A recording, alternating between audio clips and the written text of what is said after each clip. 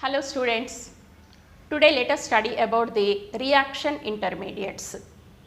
What are these reaction intermediates? These are the intermediate species produced when a reaction is carried out from the reactants to products. In between reactants and products, product formation from the reactants, these reaction intermediates are produced. These are different types: free radicals, carbocations, carbanions and carbenes. Free radicals are single electron species and carbocation is positively charged carbon and carbanion is negatively charged carbon, and carbenes are lone pair containing carbon atoms, 2 electrons containing carbon atoms. In this video, let us study about the free radicals. Free radicals are single electron species.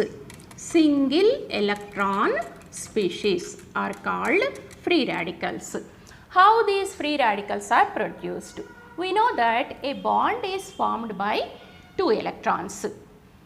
If a bond is formed by 2 electrons and if that bond cleaves homolytically, then for example X and X, if this bond breaks homolytically, homo means same, lysis means breaking, equal breaking. If the bond breaks homolytically means one electron going to one atom and another electron goes to another atom.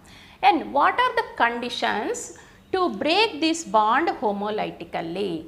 The condition is that if the reaction is carried out in presence of sunlight or UV light or in presence of a peroxide or in presence of any other free radicals.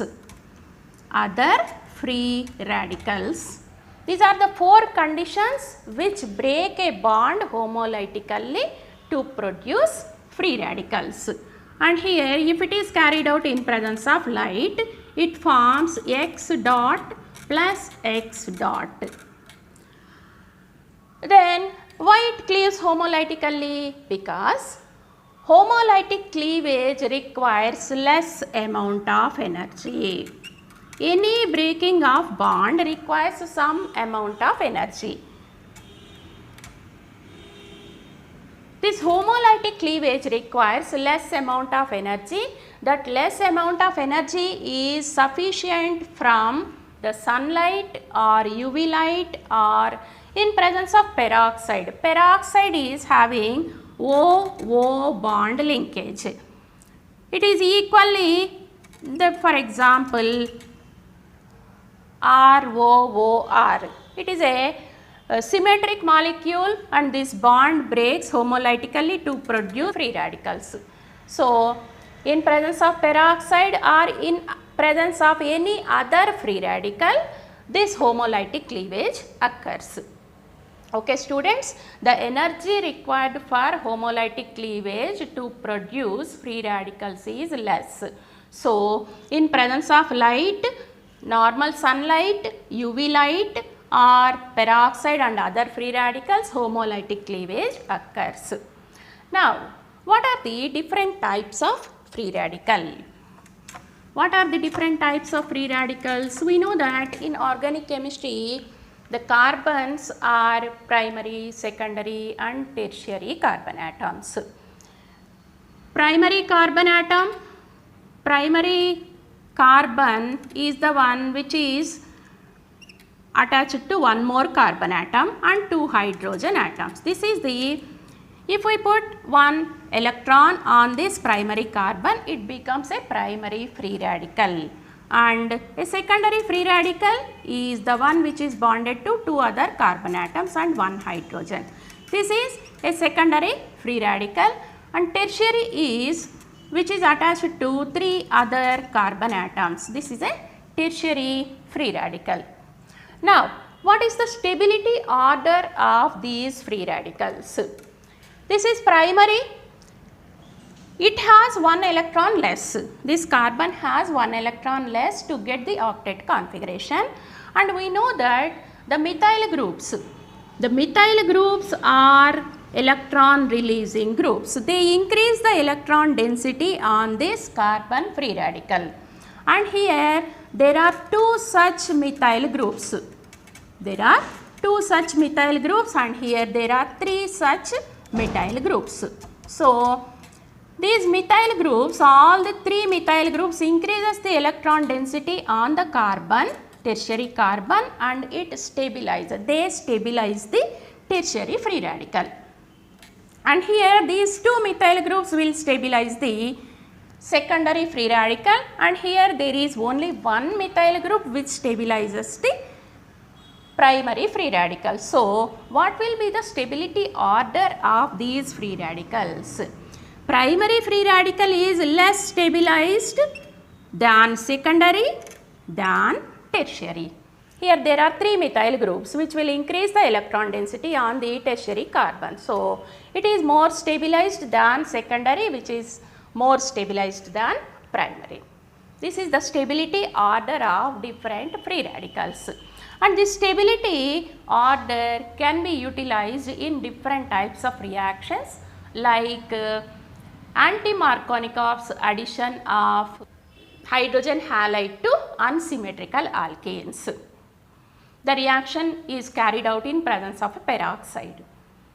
This is the best application in anti-Markovnikov's addition of HX to unsymmetrical alkanes.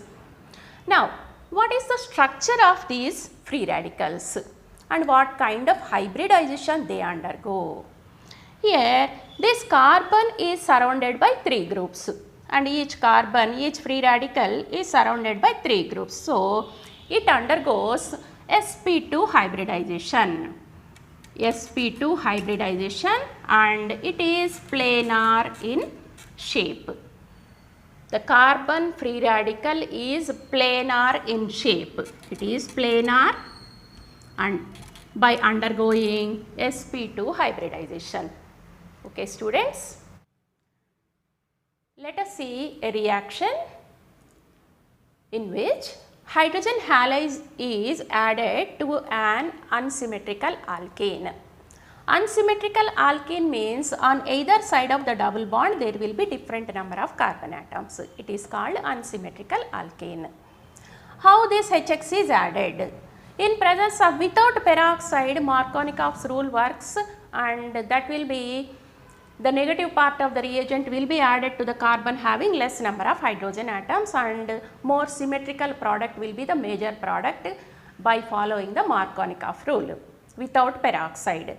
If we do the reaction in presence of a peroxide, the opposite product will be the major product. That means the negative part of the reagent adds to the carbon having more number of hydrogen atoms, and asymmetric product is the major product. How it works? Let us see. And in this reaction, the stability order is utilized. How? Let us see. In presence of peroxide, we know that the bond cleaves homolytically. The bond which is cleaving in this alkene is the pi bond. Pi bond between the first carbon and second carbon. So it produces CH3, CH free radical, and also CH2 free radical. And in the next step, this HX and HX cleaves homolytically to produce hydrogen free radical and X free radical. Now here, what is the stability order of these free radicals?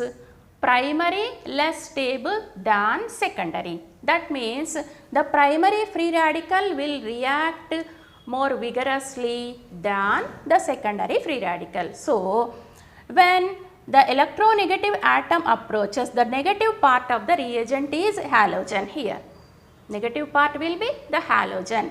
So when this negative part approaches to this molecule, this will attack the primary free radical rather than the secondary free radical, because secondary is more stable. It is primary is more reactive.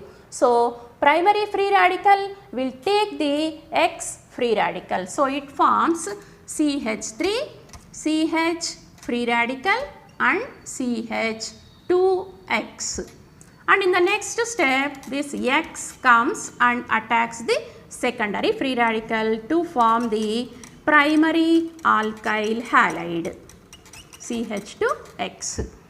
So, primary alkyl halide is the major product in this case.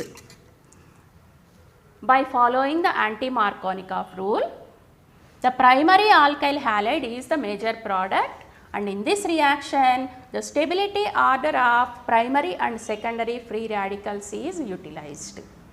Okay students, this is the best application of the stability of free radicals.